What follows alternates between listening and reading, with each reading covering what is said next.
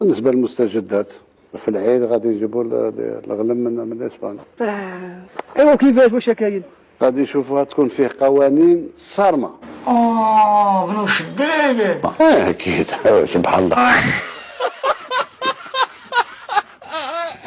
اللي يمس النعجة غادي يخلصها غادي. الا ما تقولهاش. والله ماني طالق واحد. وقعلو. هي الثغرة الوحيدة اللي بقات لينا. دخلني عليك والله. ثغرتين في الحقيقة. الحضر ناخذ خلعتينا.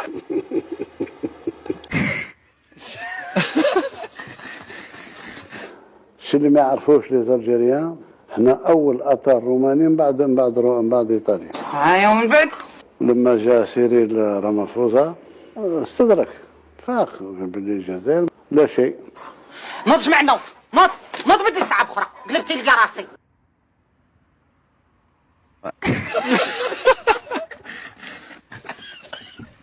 كادت الجزائر ان تفقد كرامتها. السبب والله ما عرفنا السبب والله.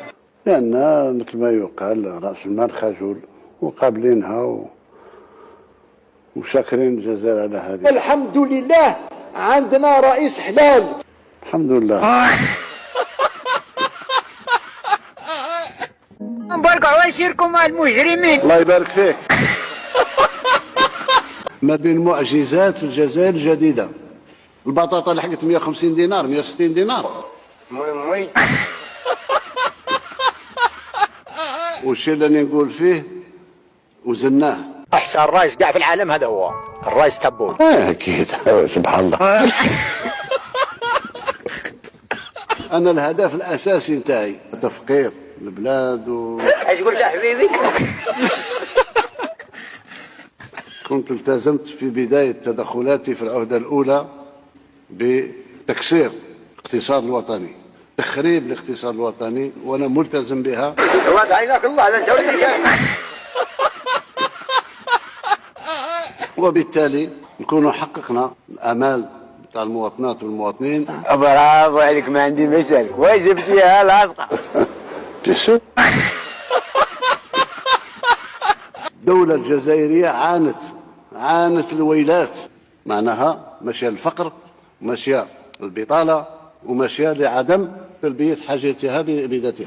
الا ما تقولهاش. أنا أقولها صراحة وبدون ديماغوجية. ما زالت الناس كي الريسيفر تاع الكارت تاع زمان داير ستيلو هنا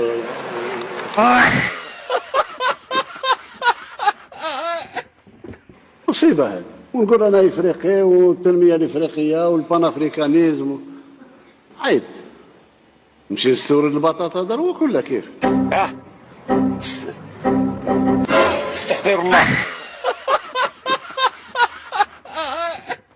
المشكل اللي جاي تاع الجزائر اللي يفجر الجزائر هو قلة الماء، العطش اللي راه جاي. بسم الله الرحمن الرحيم. احنا على فالك.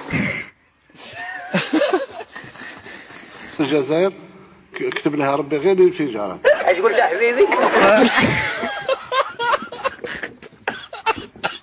ما هيش اوهام، اللي حب واللي كره. التاريخ يبين. اعوذ بالله منك، بعد مني بدل ساعة أخرى الصباح هذا.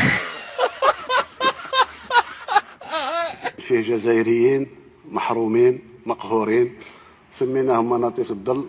اي شد روحك مليح. لا ماء لا ضوء لا طريق لا مطعم لولادو لا نقل مدرسي. ويلي. البلاد نتاعنا واسعة وشاسعة، المداخل تاعها ضعيفة، التجهيزات تاعها ناقصة. انا لله ودعمت. ما هي الجزائر هذه؟ الجزائر تاع بيع وشراء، هذه ما هي الجزائر تاعنا حنايا. واش الخوت سبحان لله. ديروا ابينو.